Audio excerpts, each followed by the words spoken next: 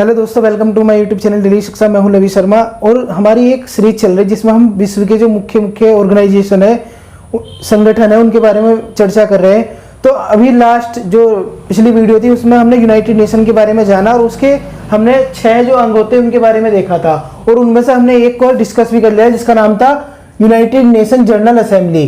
तो आज का जो हमारा टॉपिक रहने वाला, ये जो बाकी बचे हुए पार्ट है इनमें से ये सुरक्षा परिषद, आर्थिक एवं सामाजिक परिषद, प्रान्यास परिषद, अंतर्राष्ट्रीय न्यायालय, सचिवालय, इनके बारे में आज हम चर्चा करेंगे। तो आइए आज का जो लेक्चर है वो स्टार्ट करते हैं। तो दोस्तों हम बात करते हैं अब सुरक्षा परिषद, यूनाइटेड नेशन सिक्योरिटी काउंसिल के बारे में। इसमें टोटल देखो सदस्य कितने होते हैं। इसमें सदस्य जो होते हैं वे होते हैं 15। 5 तो इसमें स्थायी होते हैं। स्थायी में कौन कौन आते हैं वो देख लो, यूके, यूएसए, चाइना, रसिया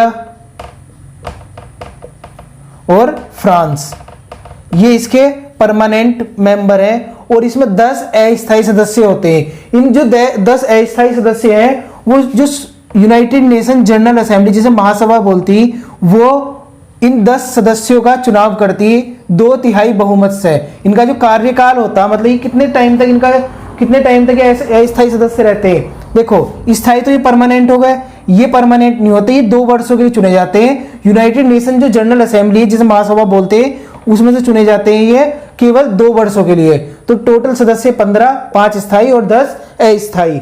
और इसका जो कार्य है सुरक्षा परिषद का, इसका जो मुख्य कार्य है वो पूरे विश्व में सुरक्षा और शांति बनाए रखना इसका मुख्य कार्य है। इस वजह से इसे दुनिया का पुलिसमैन भी बोला जाता।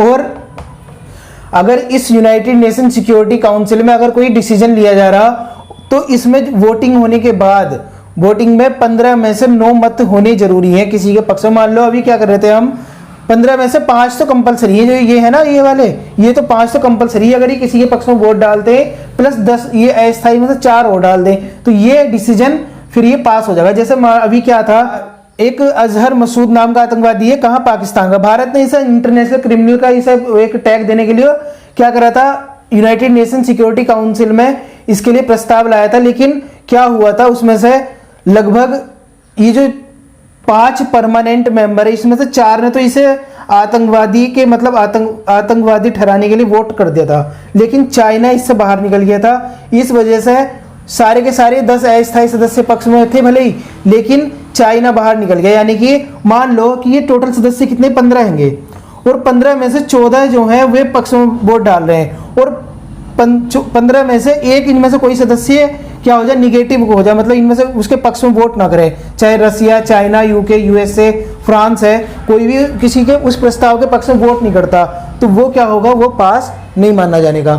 तो ये याद रखना, इनका वोट बहुत ज्यादा जरूरी है। इनके पास क्या होती है, वीटो पावर भी होती है। इन 5 के पास वीटो पावर है। वीटो पावर क्या होती है, निषेध अधिकार बोलते हैं इसे। अगर ये किसी के पक्ष में नहीं है तो ये अगर उसके खिलाफ वोट करते हैं तो वो फिर, जैसे मान लो कोई प्रस्ताव लाया गया और ये यूके है, वो उसके पक्ष में नहीं है तो वो प्रस्ताव पास ही नहीं होने का, तो ये वीटो पावर बोलते हैं इसे। यदि कोई स्थायी सदस्य किसी प्रस्ताव के पक्ष में भी नहीं है और उसके विपक्ष में भी नहीं है, मतलब उसके पक्ष में नहीं और विपक्ष में नहीं, तो वो क्या हो सकता, वोटिंग से बॉयकॉट कर सकता, मतलब वो वोटिंग जब होगी उसमें अनुपस्थित रह सकता। ज्यादा जो वीटो पावर का इस्तेमाल करा इन 5 देशों में वो है रसिया, सबसे ज्यादा इस्तेमाल करता है रसिया। अब हम बात करते हैं United nation economic and social council, जिसे संयुक्त राष्ट्र आर्थिक एवं सामाजिक परिषद बोला जाता। तो इसमें टोटल सदस्य कितने, 58, पहले थे 18। शुरुआत में जब इसकी स्थापना हुई थी उस टाइम पर इसमें 18 सदस्य थे, आज 58 हो चुके। इसका जो टाइम होता वो होता 3 वर्ष। इनके सदस्यों का जो कार्यकाल होता वो 3 वर्ष होता। और इसके 1/3 सदस्य, पहले तो समझो ये एक प्रकार की कैसी है, स्थायी संस्था है। स्थायी संस्था क्या होती, जो कभी भंग नहीं होती। जैसे राज्यसभा ले लो अपनी, हमारी लोकसभा तो हर 5 साल बाद डिसॉल्व हो जाती, लेकिन राज्यसभा हमारी एक स्थायी सदन है, वो कभी डिसॉल्व नहीं होती। तो ऐसे ये भी एक क्या है, स्थायी सदन है। और इसके 1/3 सदस्य क्या होते, वो रिटायर होते हर 3 साल बाद, हर वर्ष 1/3 सदस्य इसके रिटायर होते रहते हैं। और इनका कार्यकाल कितना होता है, 3 वर्ष होता है सदस्यों का कार्यकाल। और ये नहीं कि अगर रिटायर हो गए तो मतलब फिर से वे इलेक्ट नहीं हो सकते, फिर से इसे ज्वाइन नहीं कर सकते, ऐसा कुछ नहीं है। अगर एक बार वो हो गए तो फिर से इसे ज्वाइन कर सकते हैं। इसकी जो बैठक होती है साल में 2 बार होती है, अप्रैल में न्यूयॉर्क में होती और जेनेवा में कब होती, वो होती जुलाई में। इसमें जितने भी देश शामिल है उनका एक ही प्रतिनिधि इसमें शामिल होगा। ये नहीं कि मान लो भारत का इसमें कोई वो है सदस्य तो भारत के 2 हो गए या 3 हो गए, ऐसा कुछ नहीं, ओनली एक ही इसका सदस्य होगा। जैसे हमने उसकी बात करी थी ना UNGA की, उसमें कितने थे, कोई भी देश अपने 5 मेंबर वहां भेज सकता था, लेकिन यहाँ एक ही भेजेगा। और ये जो अपना काम करती है ना, ये अपनी जो इसने कुछ कमेटी बना रखी उनके आधार पर काम करती है। जैसे कुछ यहाँ पे दी हुई, अगर उसे कुछ रोजगार से या मतलब इकोनॉमिक से कुछ रिलेटेड कुछ काम वो करना, कुछ जानकारी करनी या रिपोर्ट कोई जारी करनी या कुछ डाटा उसे वो करना, तो उसके लिए आर्थिक एवं रोजगार आयोग इसने बना रखा। जनसंख्या के लिए कुछ जनसंख्या कुछ मैटर है तो उसके लिए जनसंख्या और यातायात आयोग है। और अगर उसे बच्चों से रिलेटेड कोई चीज है, जैसे बच्चों में क्या होता, कुपोषण की बीमारी होती है ना, बच्चों में क्या होता, कुपोषण की बीमारी होती, कितने बच्चे स्कूल छोड़ रहे हैं, मतलब ये सारी चीजें इनके बच्चों के बारे में कुछ करना, तो वो उसके पास एक है संयुक्त राष्ट्र बाल विकास कोष, जिसे यूनिसेफ बोलते हैं। वो इसके जरिए अपना पूरा डाटा इकट्ठा करेगा। तो दोस्तों बात करते हैं प्रान्यास परिषद, जिसे ट्रस्टीशिप भी बोला जाता।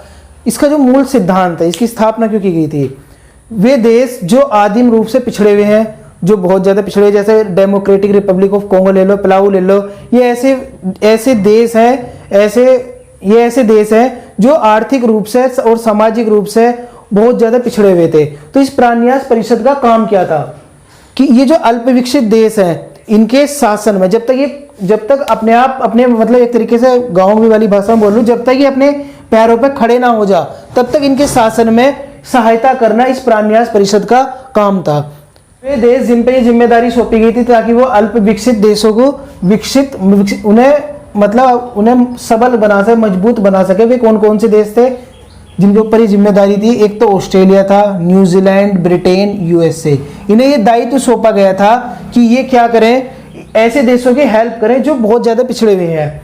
और हालांकि मैं इसके बारे में बात करूं, 1994 नवंबर 1994 में अमेरिका के द्वारा जो शासित एक द्वीप था, पलाऊ द्वीप, जब अमेरिका के द्वारा जब इसे मतलब मुक्त कर दिया गया, इसे मतलब विकसित घोषित कर दिया गया, तब से लगभग इसका प्रान्यास परिषद का काम लगभग खत्म हो गया। तो ये पॉइंट भी याद रख सकते हो। तो ये ऑस्ट्रेलिया, न्यूजीलैंड, ब्रिटेन और USA 4 देश थे। तो दोस्तों आज हमने जाना संयुक्त राष्ट्र की यूनाइटेड नेशन सिक्योरिटी काउंसिल के बारे में, हमने जाना प्रान्यास परिषद के बारे में, हमने देखा United nation economic and social council, जिसे आर्थिक एवं सामाजिक परिषद बोलते हैं, इनके बारे में जाना।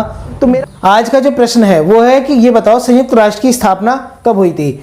और आज का लेक्चर दोस्तों कैसा लगा कमेंट करके बता सकते हो, पसंद आता है लाइक करना, और कोई डाउट हो तो बता देना। मिलते हैं फिर नेक्स्ट लेक्चर में, तब तक के लिए थैंक्स अ लॉट, जय हिंद।